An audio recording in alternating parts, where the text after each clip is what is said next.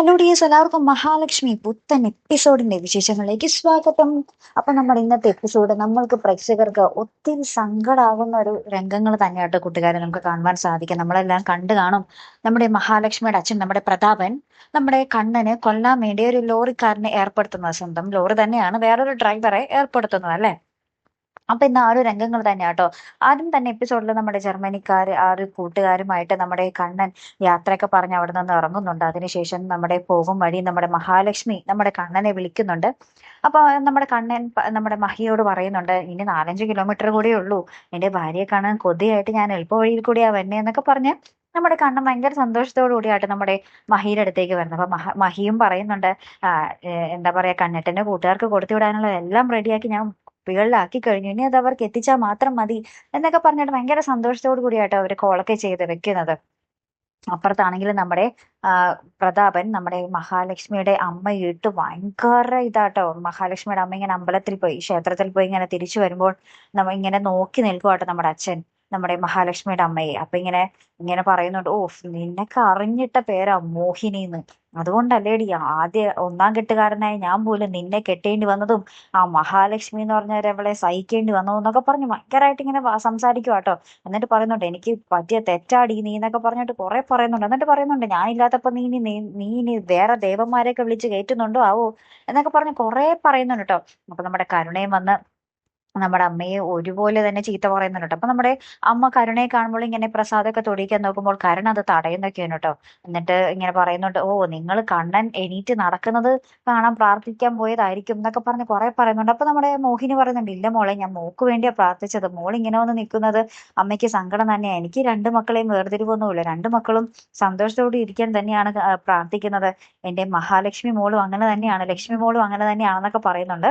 അപ്പൊ നമ്മുടെ കരുണ ലക്ഷ്മി മോളെന്ന് കേട്ട പാടെ തന്നെ ഇങ്ങനെ തുള്ളുവാട്ടോ. അച്ഛാ, എനിക്ക് ലക്ഷ്മി മോളെന്ന് കേൾക്കുന്നതേ കലിയാണ്, എന്നെ മുത്തശ്ശിയുടെ വീട്ടിൽ കൊണ്ട് ആക്ക് എന്നും പറഞ്ഞിട്ട് നമ്മുടെ പ്രതാപൻ നമ്മുടെ കരുണയെ മുത്തശ്ശിയുടെ വീട്ടിൽ കൊണ്ട് ആക്കുന്നുണ്ട്.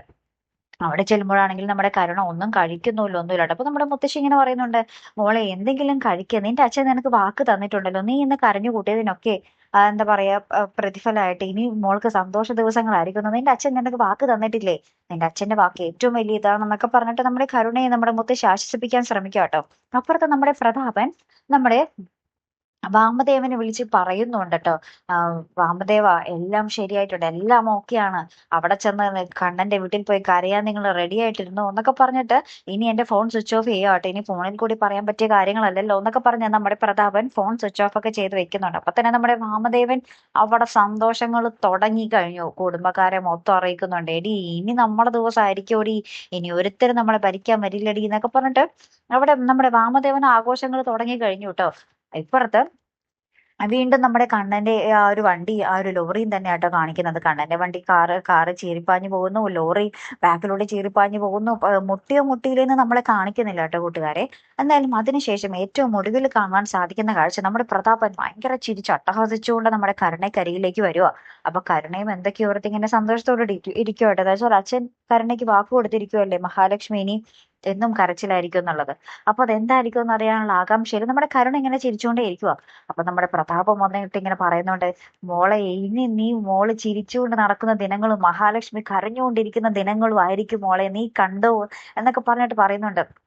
അപ്പൊ കരുണ പറയുന്നുണ്ട്, എനിക്ക് ഇങ്ങനെ അറിഞ്ഞാൽ പോരാ, എന്താ സംഭവിച്ചെന്ന് വ്യക്തമായിട്ട് എന്നോട് പറയണം അച്ഛാ എന്ന് പറയുമ്പോൾ നമ്മുടെ പ്രതാപം പറയുന്നുണ്ട്, നിങ്ങളുടെ വീട്ടിൽ ആരാ ഇത്രോ നാളും ഭരണം നടത്തിയിരുന്നേച്ചത്, കണ്ണനല്ലേ, ഇനി അവൻ ഇല്ല മോളെ, അവന്റെ കാറിലേക്ക് ഒരു ടിപ്പർ ലോറി കുതിച്ചു പാഞ്ഞ് കയറി അവൻ അരഞ്ഞ് ഇല്ലാതായി എന്ന് പറയുന്ന നിമിഷങ്ങളാണ് കൂട്ടുകാരെ നമുക്ക് ഇന്നത്തെ എപ്പിസോഡ് എന്തെങ്കിലും കാണുവാൻ സാധിക്കുന്നത്. അപ്പൊ ഇത് കേട്ടപാടെ തന്നെ നമ്മുടെ കരുണ ഭയങ്കരമായിട്ട് ചിരിച്ചു ഭയങ്കരമായിട്ട് സന്തോഷവതിയായിട്ട് ഇങ്ങനെ നിൽക്കുന്നുണ്ട്.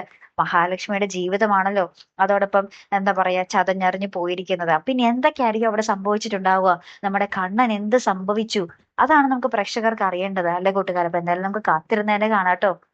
മിക്കവാറും നമ്മുടെ കണ്ണന് ഒരു ജീവൻ മരണ പോരാട്ടത്തിലായിരിക്കാനാണ് സാധ്യത അല്ലെ. നമ്മുടെ മഹാലക്ഷ്മി പ്രാർത്ഥിച്ച് നമ്മുടെ കണ്ണനെ തിരികെ കൊണ്ടുവരട്ടെ ആ ഒരു ജീവിതത്തിലേക്ക് അല്ലെ കൂട്ടുകാർ. എന്തായാലും നമുക്ക് കാത്തിരിക്കാം കേട്ടോ. അപ്പൊ അടുത്തൊരു വീഡിയോയുമായി വരുന്നത് വരയ്ക്കും ഗുഡ് ബൈ.